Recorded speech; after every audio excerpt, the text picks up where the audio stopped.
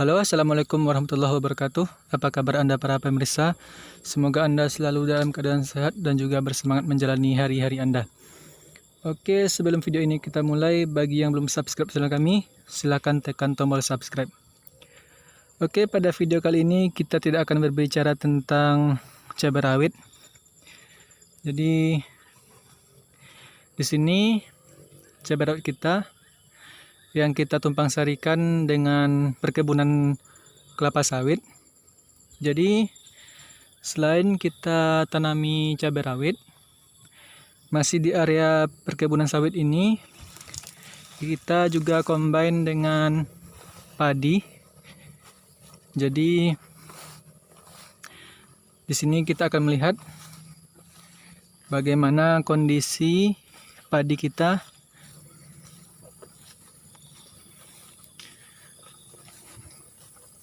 Jadi alhamdulillah kita kemarin menanam padi, lumayan untuk stok beras kita.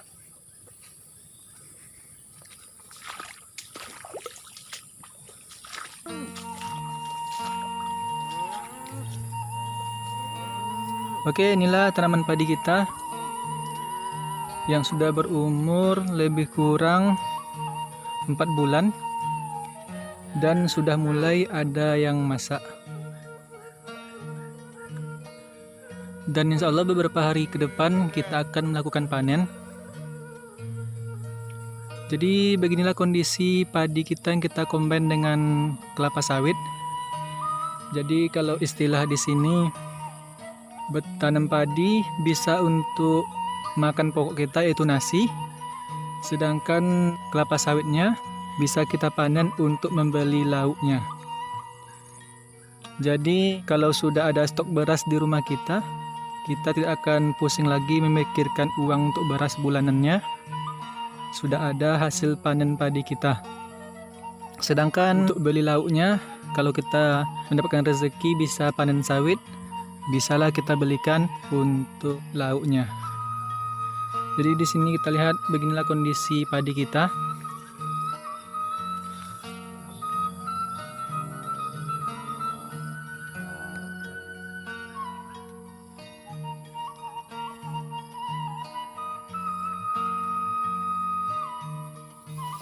Jadi mengapa kita lakukan tanam padi hanya di area ini? Karena di area ujung sana itu sudah kita tanami dengan cabai rawit, sedangkan di sini kita tanami dengan padi. Karena di sini tanah itu lebih rendah daripada yang di sana. Jadi karena yang kita tanami ini adalah padi sawah, jadi membutuhkan asupan air. Sedangkan di sana kalau kondisi tanahnya agak tinggi, itu tidak ada asupan airnya. Jadi di sini kita lihat ada air di dataran yang rendah ini. Ya, beginilah kondisi kehidupan di desa. Kalau kita ada lahan, kita bisa usaha sendiri. Kita tanami padi untuk stok beras rumah kita. Lumayan, biasanya kalau panen raya bisa untuk stok beras selama 8 bulan. Alhamdulillah tahun ini panennya berhasil, insya Allah.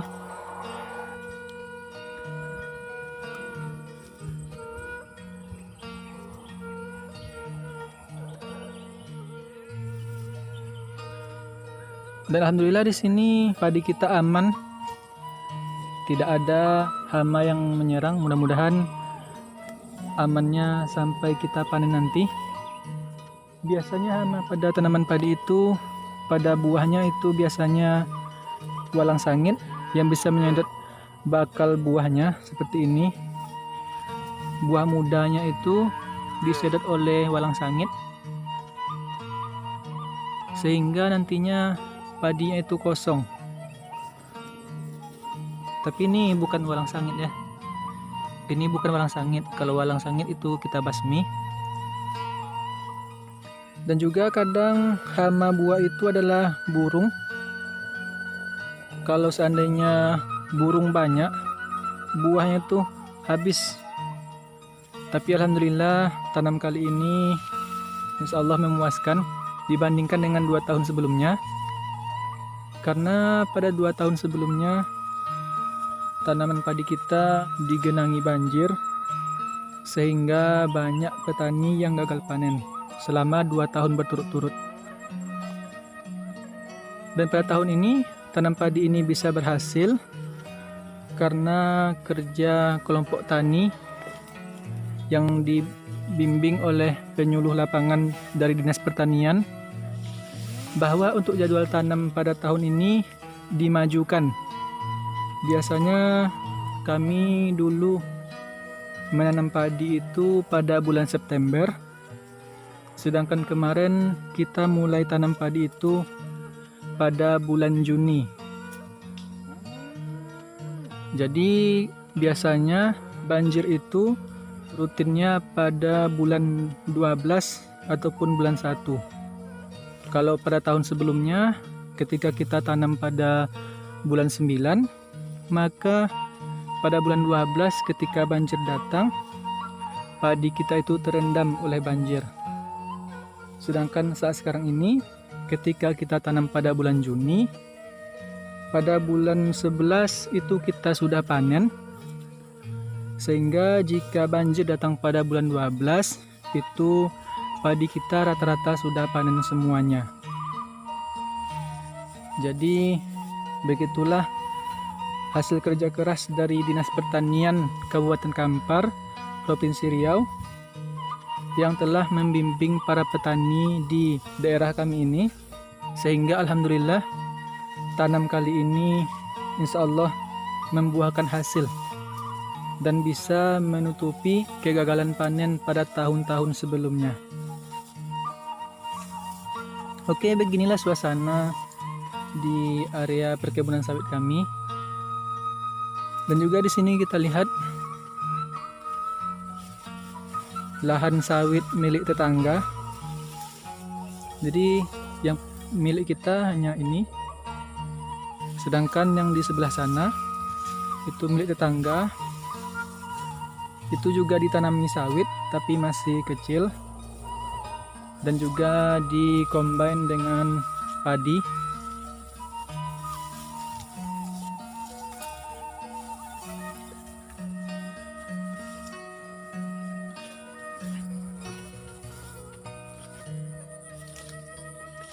Beginilah kondisi padi tetangga kita. Dan tetangga kita ini kemarin sudah panen, sedangkan kami belum, karena memang mereka lebih duluan menanam dibandingkan kami. Di sini kita lihat buahnya sudah masak juga.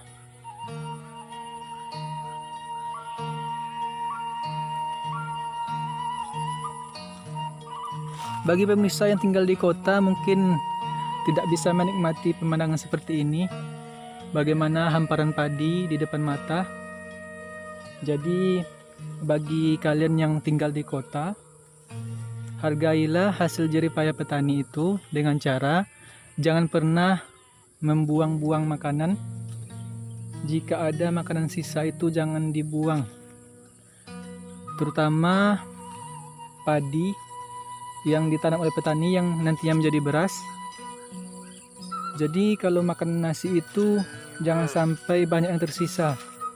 Usahakanlah untuk makan itu sampai habis. Karena di sini kami petani ini bersusah payah untuk menanami padi dari awal sampai panen itu. Paling tidak menunggu selama 5 sampai 6 bulan karena kita menggunakan padi varietas lokal. Sedangkan padi hibrida biasanya sudah bisa panen pada umur 3 bulan. Akan tetapi kalau varietas hibrida kurang cocok ditanami di daerah kami ini. Ini padi milik tetangga kita, ada 2 varietas. Kita lihat ada perbedaan di sini padi sawah. Karena dataran tanah ini sedikit lebih rendah ketimbang di sini. Kalau di sini itu padinya padi untuk dataran tinggi. Kita lihat perbedaannya. Di sini padinya lebih tinggi daripada yang di sini. Itu kita lihat batasnya. Jadi tanaman padi ini, yang ini lebih tinggi dari yang di sini, karena memang tanah itu mereng. Di sini lebih tinggi, ke sananya semakin rendah. Sehingga ini lebih cocok ditanami dengan padi untuk dataran tinggi, sedangkan di sini padi untuk dataran rendah. Beginilah kondisinya. Jauh beda. Ini batangnya lebih tinggi, sedangkan ini agak rendah. Sini kita lihat.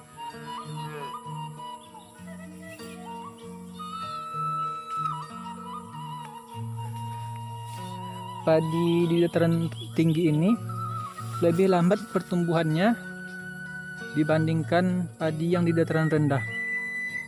Karena kemarin kami lihat pemilik lahan ini lebih duluan menanami padi untuk dataran tinggi ini ketimbang padi untuk dataran rendah. Akan tetapi buahnya duluan masak yang dataran rendah dibandingkan yang dataran tinggi.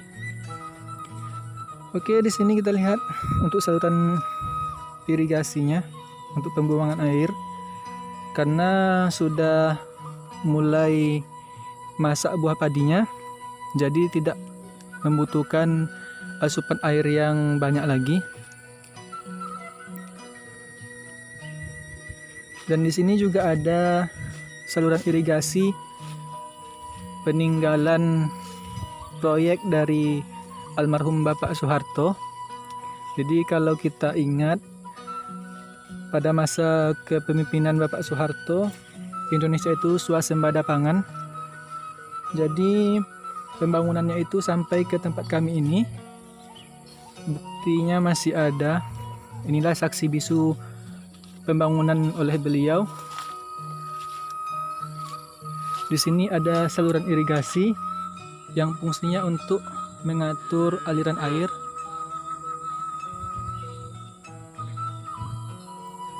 Karena dulunya sebelum ada saluran irigasi ini, kondisi tanah kita itu tidak bisa ditanami padi karena genangan airnya terlalu berlebihan, sehingga tidak bagus untuk pertumbuhan padi.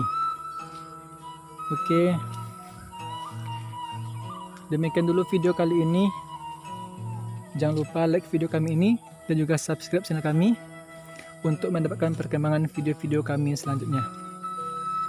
Oke, sebelum video ini ditutup, di sini merupakan jalan menuju lahan tetangga, dan ini jalan di lahan kita, itu tanaman padi kita. Dan di sini di pinggiran jalan ini juga kita tanami cabai rawit. Jadi daripada lahan ini kosong saja kan, lebih baik kita tanami cabai rawit. Dan alhamdulillah pertumbuhan yang di pinggiran jalan ini lebih bagus dibandingkan yang berada di dalam sana, karena tanah di sini lebih tinggi ketimbang yang di dalam sana. Dan yang ini belum pernah kita liput sebelumnya, jadi pada kesempatan ini kita liput. Dan di sini tingginya melebihi, tingginya hampir 2 meter. Ini melebihi tinggi kepala saya kalau dilihat. Ini batangnya sangat tinggi.